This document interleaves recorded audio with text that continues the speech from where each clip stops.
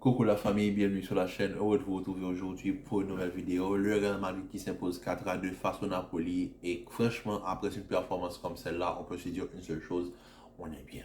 On est bien, on est posé, premier de la Liga, premier de la du groupe de la Ligue des Champions. On est tranquille. Maintenant, on peut juste continuer notre parcours, finir la première partie de saison, s'assurer d'être premier en Liga jusqu'en décembre pour commencer l'année 2024 de la meilleure des manières possibles et imaginables. Aujourd'hui, cette équipe a dégagé une certaine sérénité. Et tout fan du Real Madrid sait ce que je dis. Quand tu regardes le Real Madrid, la plupart du temps, tu as ce petit stress. Mais bizarrement, cette équipe-là a dégagé une certaine sérénité. Même s'ils ont été menés, rapidement, ils ont su recoller au score en la présence de Rodrigo. Mais la récupération de Brahim Diaz fait ce but. Parce que sans cette récupération-là, il n'y a pas de but. Brahim Diaz s'est battu. La petite roulette à 360 degrés pour s'effacer le défenseur. Amener la balle sur plusieurs mètres. Glisser pour Rodrigo. Rodrigo qui rentre sur son pied et qui allume comme face à Cadiz. C'est de l'art. Les buts de Rodrigo cette saison, c'est de l'art. Mais Rodrigo marque très rarement de manière assez banale. La plupart du temps, quand Rodrigo marque, c'est le là. Et Rodrigo encore, c'est un artiste. Et aujourd'hui, il a prouvé tout son talent.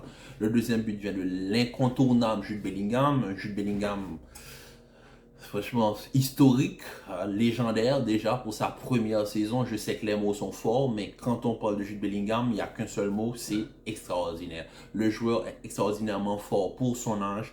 Le potentiel qu'il a à seulement 20 ans est extraordinaire. Je n'ai jamais vu un joueur s'imposer aussi rapidement dans une écurie européenne comme le Real Madrid, comme le fait Jude Bellingham cette saison. Il est extraordinaire et je pense que je n'ai jamais vu un milieu de terrain relayeur numéro 8 marquer autant depuis Frank Lampard. J'ai jamais vu ça. Et on sait tous que ce que représente Frank Lampard pour la sélection anglaise. Bellingham a déjà atteint ce statut à seulement 20 ans. C'est exceptionnel. Il est parti pour faire une saison Ballon d'Or. C'est le meilleur joueur du monde et je n'ai pas honte de le dire.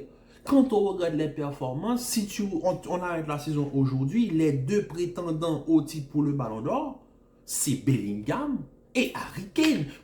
Et peut-être Erling Haaland, c'est les trois. Mais qu'on ne vienne pas me parler d'Mbappé ou quoi que ce soit. Si Mbappé a un Ballon d'Or, c'est pour l'Euro. Mais c'est sur la saison, sur ce qu'on voit actuellement, les trois meilleurs joueurs au monde, je suis désolé, c'est pas Mbappé, c'est Haaland, Harry Kane et Jude Bellingham. Maintenant, quand Bellingham marque des buts, au fait, tu t'attends pas à ce que Bellingham marque des buts. Même si c'est le meilleur buteur du Real Madrid et qu'il marque à tous les matchs, on dirait qu'à chaque fois qu'il marque, ça te crée une sensation assez bizarre. Sachant que tu l'as vu à Birmingham, je le voyais à Dortmund, tu te dis, mais c'est un relayeur Bellingham. Quand tu regardes les stats, il a des stats de numéro 9. Mais quand on regarde le but qu'il te met, la manière dont il attaque l'espace, la manière dont il prend le jeu de tête, il est trop fort. Il est trop fort. J'ai pas de mots pour décrire ce que représente Bellingham actuellement pour la communauté madrilène. Parce que franchement, le joueur est exceptionnel. On reviendra sur Bellingham un peu plus tard dans la vidéo.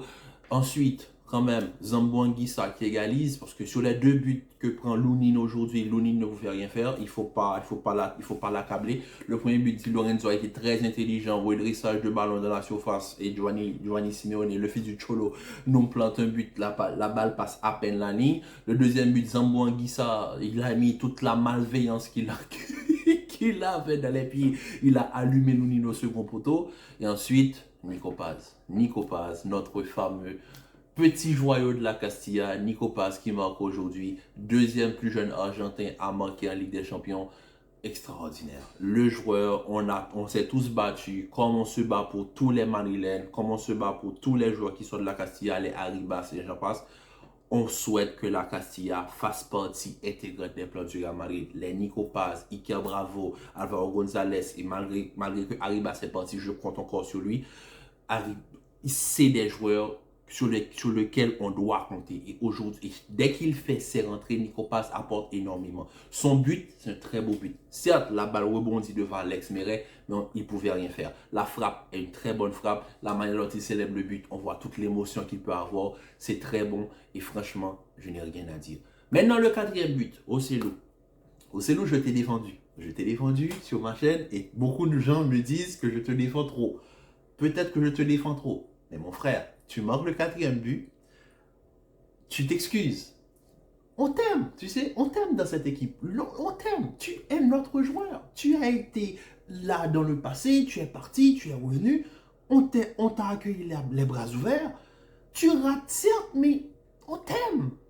On t'aime. Continue à faire ce que tu fais. Tu plantes des buts. C'est tout ce qu'on te demande. Mais Ocellou, quand tu rentres et que tu as autant d'occasions, mon frère, tu vois là, premier ballon, corner, ça peut se comprendre. Il attaque mal la balle. Deuxième ballon, la reprise acrobatique qu'il fait, il y avait mieux à faire. Tu ne fais pas comme Kylian Mbappé, ok? Ne fais pas comme l'autre au Paris Saint-Germain. Sois plus intelligent. Prends ton temps. Calcule. Prends ton temps. Même si tu contrôles, tu fais une passe décisive, mais fais quelque chose d'autre. Peut-être que tu n'es pas la peine, tu es trop près du but pour essayer de faire cette reprise de volée. Ça, c'est 2-2. Mais le but, je ne vais pas te pardonner, c'est le coup de tête. Tu n'as pas le droit de rater ça. Tu n'as pas le droit. Même Bellingham est resté au sol. Le but est vide. Le gardien n'est pas là. Comment tu peux mettre ça à côté? Non, mais je regarde l'action, je me dis, oh non, mais c'est nous. J'étais sur ma chaise, j'ai sauté, je n'ai pas compris, en fait. Qu'est-ce qui s'est passé? Il n'y a pas de marque, tu es libre de tout marquage. Comment tu peux rater ça? Comment tu peux rater ça? C'est pas possible. C'est pas possible. Mais tu l'as fait, tu as raté les pauses. En tout cas, juste une chose, on t'aime beaucoup. On espère juste que tu prouves sur les prochains mois, sur les prochains jours, parce que peu importe ce que tu fais, tu es dans notre équipe, tu fais partie de la famille madrilène et on t'aime. Et on sera toujours là pour te supporter. Même si tu rates, il y en a qui vont te critiquer, mais on t'aime. Parce que qui aime bien châtie bien. Donc on t'aime beaucoup. Donc, ça c'était en fait pour souligner les 4 buts. Performance globale très très très intéressante. Moi personnellement, c'est la sérénité que cette équipe a dégagée aujourd'hui qui m'a fait énormément plaisir. Rudiger, franchement, je pense que Rudiger dans les grands matchs, c'est le défenseur qu'il faut titulariser parce que au marquage, au corps à corps, un contre un, il est très difficile à passer. Kvaratskhelia a souffert, Osimhen pareil. Et on sent que vraiment, quand il est là, il y a une certaine stabilité. Même si parfois il peut péter les plombs, comme par exemple l'action où son crampon frôle un peu Zelensky. Voilà quoi, il peut maîtriser ses gestes, mais quand même, Rudiger, c'est pour moi l'un des meilleurs défenseurs en 1 contre 1. C'est très difficile de le passer. Ensuite, à la barre, sur un maître de la défense, il n'y a rien à dire.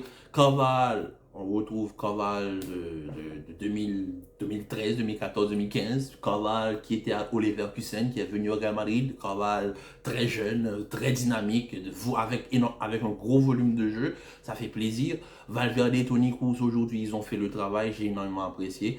On n'a pas de récupérateur pur, mais quand même, la stabilité qu'apportent Bellingham et Ceballos en s'occupant des côtés et en ramenant du volume au niveau du milieu de terrain, ça fait énormément de bien. Sachant que Brahim Diaz, les secondes, en apportant ce surplus, ce qui fait qu'on défend à 5 vraiment au niveau du milieu de terrain, on a ce volume-là, ce qui fait du bien à l'attaque. Mais là, c'est ça, la sérénité que cette équipe m'a donnée aujourd'hui.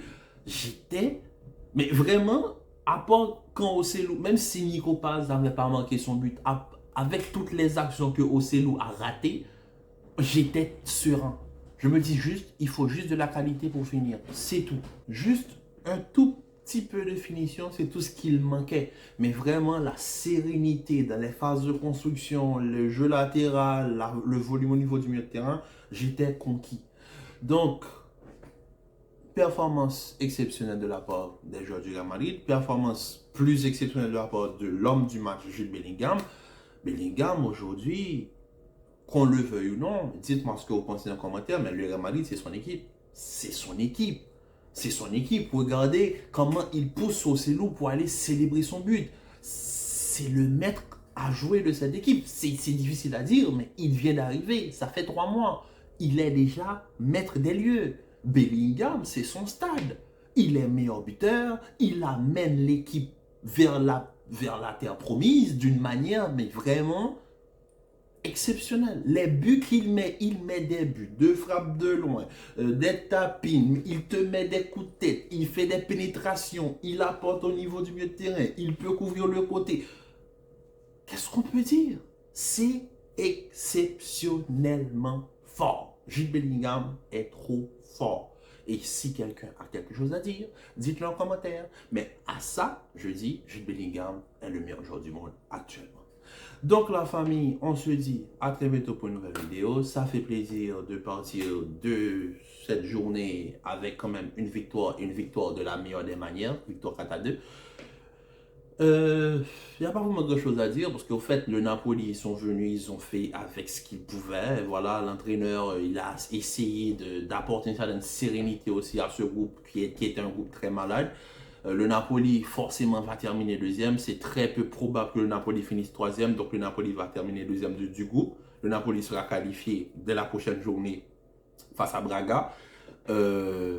Ben, c'est ça. Maintenant, on verra. On va attaquer le dernier match face à l'Union de Berlin. On va faire un 6-6. On l'espère, ce qui n'est jamais arrivé. Déjà, 5 victoires d'affilée en Ligue des Champions face du groupe, c'est jamais arrivé de toute l'histoire du Real Madrid. Donc déjà, ça se salue, sachant que ce Real-là n'a pas d'attaquant. Bon, il y a le seul attaquant, mais il rate beaucoup de buts. Mais quand même, c'est quand même historique ce qu'on est en train de voir. Et c'est ce que je disais dans le début de la vidéo. La sérénité de ce groupe m'effraie. C'est-à-dire que mes frères dans le bon sens, dans le sens où j'ai peur que les dirigeants se disent, on a un bon groupe, on va améliorer, ok, on n'a pas de neuf, mais on arrive à gagner. Mais non, voilà. Parce que moi, j'entends des noms comme Florian Wirtz au niveau du milieu de terrain. Wirtz, c'est le numéro 10. J'ai pas besoin de Wirtz. Non, non, non, non, non, non, non. J'entends Alphonso Davies pour Mendy. Mendy, j'avais oublié. Mendy, non. Mendy, non. Non. Je pense que c'est le seul joueur qui a fait tâche aujourd'hui dans l'équipe. Parce que techniquement, il perdait tous les ballons. Je ne comprenais pas. Mendy, qu'est-ce qu'il a de plus? À part peut-être une solidité au niveau de la défense sur le côté que Franck Garcia n'a pas. Mais l'apport offensif de Mendy, c'est zéro. L'apport technique, c'est zéro. Il a... J'ai pas de mots. Mendy, c'est effrayant. Mendy, c'est le point faible de cette équipe du Real Madrid. Mendy a juste un truc en plus, c'est sa défense. C'est-à-dire que Mendy, c'est ça le point faible. C'est-à-dire que si une équipe veut battre le Real, tu mets un joueur faire un bon pressing sur Mendy, peut-être qu'il va perdre 2-3 ballons. Maintenant, il peut perdre le ballon. Maintenant, passer Mendy, ça, c'est un autre travail. C'est ça qui favorise encore Mendy encore en tant que titulaire au Real Madrid, c'est sa défense. Mais Mendy, c'est faible. J'ai pas de mots, c'est faible. C'est peu. En tout cas, on va se laisser sur cette bonne note. Bellingham, merci beaucoup. Océdou, on t'aime, on t'a aimé, on t'aime, on t'aimera toujours. Peu importe ce que tu fais fais partie de la famille. Donc sur ce, je vous dis à très vite pour une nouvelle vidéo. On se retrouve ce week-end pour le match du Real. Prenez soin de vous, commentez, likez, partagez. Restez en paix et en santé. Je vous dis à très vite pour une nouvelle vidéo.